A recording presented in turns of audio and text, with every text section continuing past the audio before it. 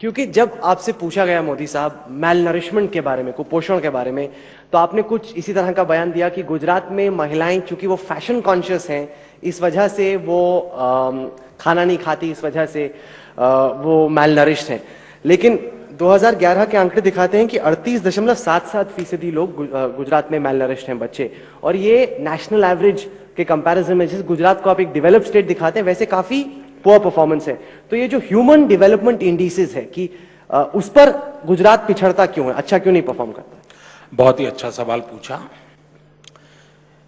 मेरे किसी वाक्य को उछाल करके टीआरपी के लिए चलता रहता है, तो उसमें आपने उपयोग किया था इसका।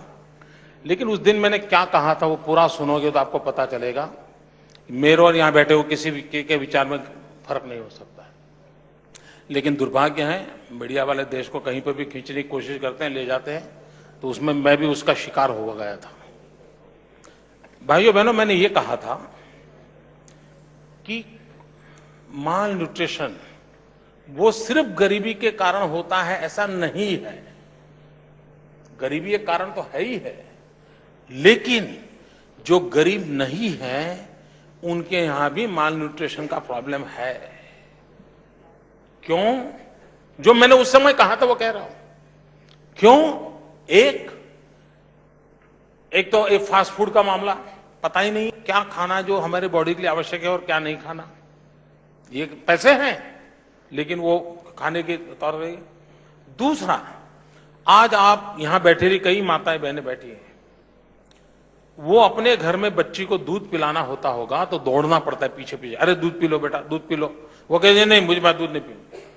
ये हर घर के अंदर झगड़ा है। मां बाप अपने बच्चों को खिलाना पिलाना चाहते हैं, बच्चे मानते नहीं, और वो इसलिए नहीं मैं बहुत मोटी हो जाऊंगी, मेरा ये हो जाएगा, मेरा वो हो जाएगा। तो मैंने कहा भाई, आवश्यकता है हेल्थ कॉन्शियस होने की, लेकिन अधिक हो रहे हैं ब्यूटी कॉन्शियस। मैंने इसी के कारण कुपोषण होता है ऐसा कभी कहा नहीं। पहली बार आज जुबान खोल रहा हूं, लेकिन दुर्भाग्य है आपको एक काम आ गया, वाक्य चलाते रहे, और मेरी इस बात से कोई असहमत नहीं होगा कि अच्छे परिवारों में भी ये दिक्कत है। अच्छे परिवारों में भी दिक्कत है, और हम सच्चाई से कब तक मुंह मोड़ेंगे साहब? सच्चाई से कब तक मुंह मोड़ेंगे?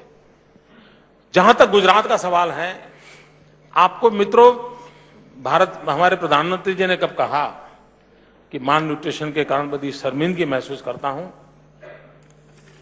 उनकी इस पीड़ा मैं समझ सकता हूं। 2001 की जो सेंसस आई, उस 2001 के सेंसस का रिपोर्ट मेरे पास आया 2004 में। ये मैं 21वीं सदी की बात कर रहा हूं। और मैंने फिर मेरे अफसरों से ब्रीफिंग लिया, मैंने कहा भाई बताओ क्या क्या है इसमें। उसमें मेरे ध्यान में आया कि मेरे राज्य में दो समस्याएं उभर करके आई, एक जेंडर की और दूसरी न्यूट्रिशन की। 2005 से मिशन मोड में Gujarat is the first state जिसने इनिशिएटिव लिया, और अभी भी आज भी हिंदुस्तान के पास माल न्यूट्रिशन के संबंध में कोई सर्वे रिपोर्ट उपलब्ध नहीं है। ये आईसीडीएस के माध्यम से जो जानकारी जाती है उसके आधार पर आता है।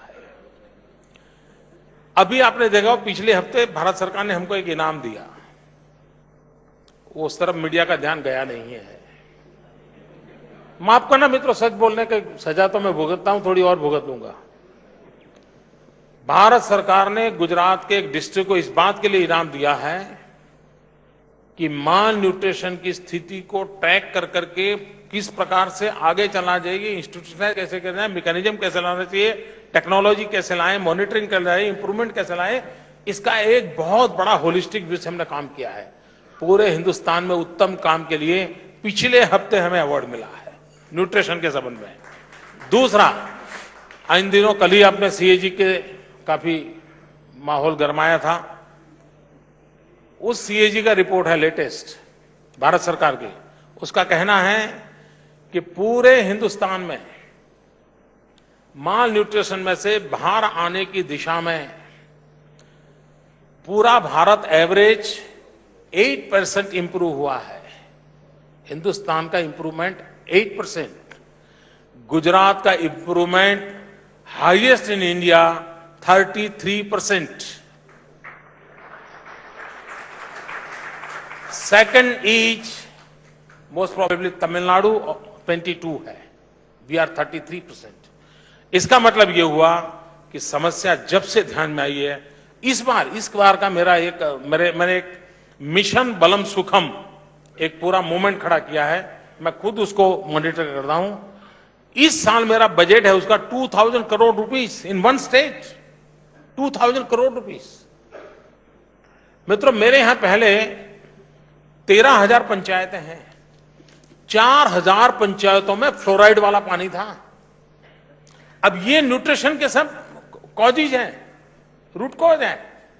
आज मैं नर्मदा का पानी पाइपलाइन से पहुंचाता हूं और उसके कारण मुश्किल से 4,000 में से 50 गांव फ्लोराइड वाले रहे हैं।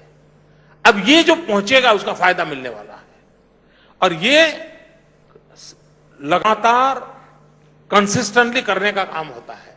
और मैं मानता हूं कि अगर ये सीएजी का रिपोर्ट को आधार में मानूं तो हम शायद सबसे तेज गति से आगे बढ़ रहे हैं, सही दिशा में आगे बढ़ रहे हैं और हमें विश्वास है कि हम इन न्यूट्रिशन की समस्या से उभर करके गुजरात में एक स्वस्थ समाज देने में दिशा में सफल होंगे।